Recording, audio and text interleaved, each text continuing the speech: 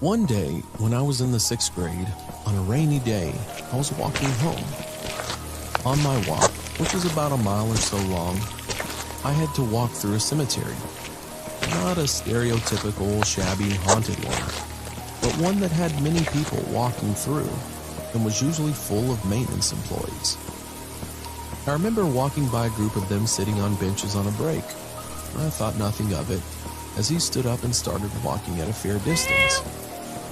After a bit, I looked back at him and he looked down quickly. He was in the same baby blue uniform as the others and had a gray beard, but I made out a name tag, Frank P. As the other workers faded from sight, he was still behind me. I began to worry. A moment later, he called out, "It's wet, huh?" in a friendly voice. I chuckled politely and agreed. My worries increased a second later when I walked out and he was still behind me. I was close to my house now and it started to pour. My house in sight, I started jogging to get there. I glanced back and I saw the man, visibly angry, start running. As my house got closer, I began to sprint. I didn't look back as I slung the key out of my backpack and opened the door. I looked behind me. I saw the man in the middle of the street. I walked over to the phone and dialed 911. Before I called, I looked out the window. He was gone. I told my mom what happened when she got home. She didn't believe me. That night, I couldn't sleep. There was lightning outside, and I could see occasional shadows from the flashes through my window in my living room. I lay watching the flashes when I saw a strange outline. I looked closer and saw an outline of a man. I stood up and walked out of my room. I walked into the living room. It was completely dark outside. I stood in the doorway and waited. A car's headlight illuminated the pale, shallow face of Frank P. I ran into my room and locked the door. I never saw him after that night. But whenever I see that baby blue uniform, I think back to that night and that haunting image of a skeletal, unnatural face of Frank P.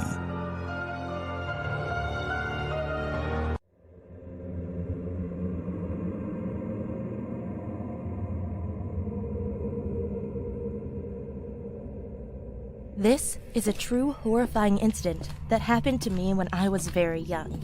The year was 2007, and I was an 8-year-old girl studying at a primary school. The school was old, and it was built after the war and Japanese invasion in my country. I heard that there were Japanese army men and local people killed on the land brutally. And many teachers and students claim that they have encountered paranormal activity. Although I've never seen anything paranormal at the school, this place still gave me a creepy vibe. My class was located on the 2nd floor, just beside the girls' bathroom. The chilling part is, we could see an old cemetery park from there before entering the bathroom. One day, when I was studying in my class, I wanted to pee, so I asked the teacher's permission and went to the bathroom. I got into the first stall and locked the door. There was no light or anyone in there. It was just me. Everything was silent until suddenly, someone banged and kicked the door that was in front of me. I was in shock and froze for the first seconds. I don't know why, but I didn't scream for my life. I just quickly pushed against the door so the person wouldn't break in. After a few minutes, the banging stopped. I waited for a few more minutes and opened the door. There was no one in there. I walked out, ready to go back to my classroom. Then, I saw a student with broad shoulders and chocolate skin standing opposite of my direction. He was looking at me with a smile on his face. I froze, because he was one of my classmates, and he actually sat near me. I think, after he saw me go out of the bathroom, he followed me, and that was him inside.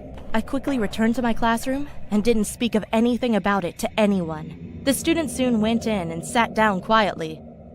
I cannot recall his name, but I still remember this incident even now. I will never forget this horrifying experience. I wonder what would have happened to me if I didn't lock the door, or if he had successfully broke in that day.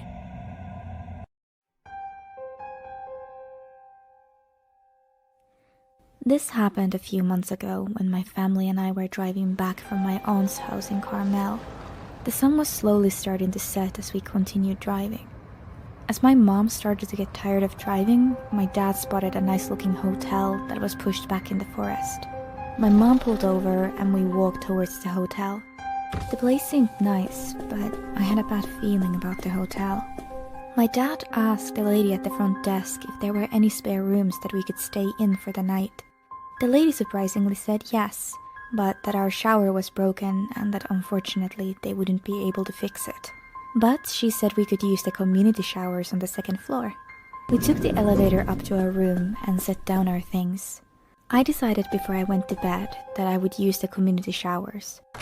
As I walked to the showers, I realized that they were much different than normal showers. To start off, there was a door connecting the boys' community showers to the girls' community showers. Secondly, instead of shower curtains, they had glass doors. So much for privacy. As I looked around, I realized the showers were completely empty. I thought to myself, if I took a quick shower, then I wouldn't have to worry about anyone walking in. I hopped in and washed myself.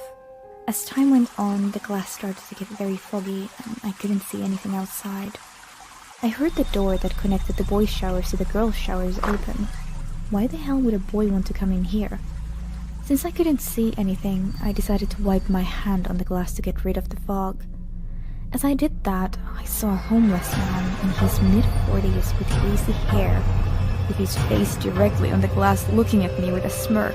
As I looked down, I saw he was holding a large kitchen knife. I screamed and I opened the glass door as fast as I could, knocking the guy to the ground.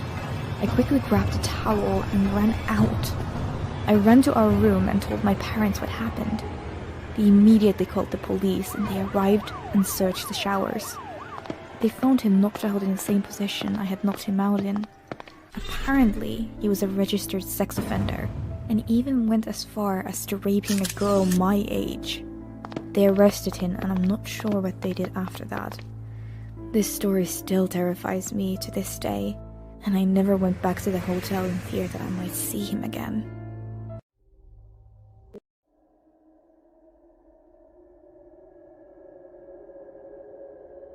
I was 10 at the time this happened. I loved my bedroom, since it had a TV, a bed, and a closet with my computer on my desk. One night when I was sleeping, I heard a noise coming from my closet, which kind of woke me up. I didn't mind it at all because I was still trying to fall back asleep to go to school tomorrow. 3 hours later, after I woke up and ate breakfast, I was getting ready to pack my bag, which was in my bedroom, for school.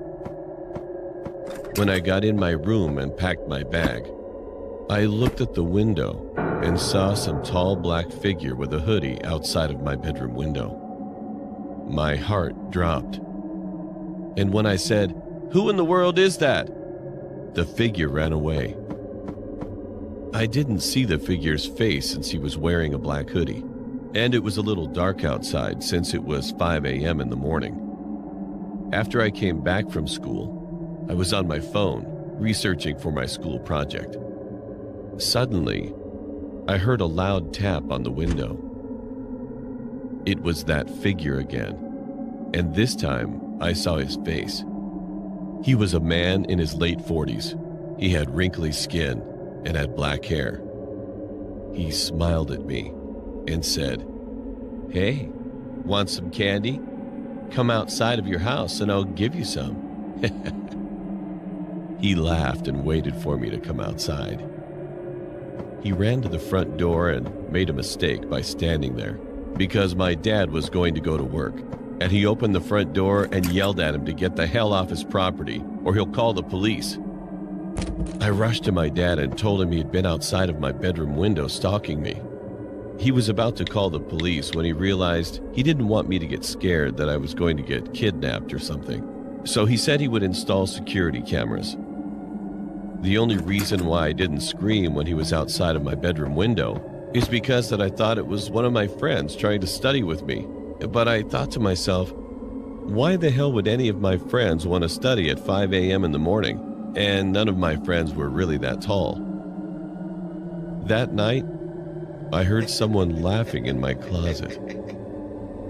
I didn't open my eyes, but I was scared to death, since I heard that he was scratching the bedroom closet with something that sounded kind of like a knife. I waited a minute or two until I built up my courage to make a run for it and scream for my life while I ran to my parents' bedroom and locked the door. I explained to them what happened, and there was someone in my closet. My mom called 911, and the guy was saying stuff like, "Come out, and I won't make your parents watch as I stab you." And that was the thing that made me so scared, because my brain was alerting me that he did have a knife. Seconds later, we heard sirens, and me and my parents heard the police bust the door yelling, "Police, drop your weapon and put your hands up." Me and my parents were relieved that he was gone. I was very lucky that my closet was far away from my bed.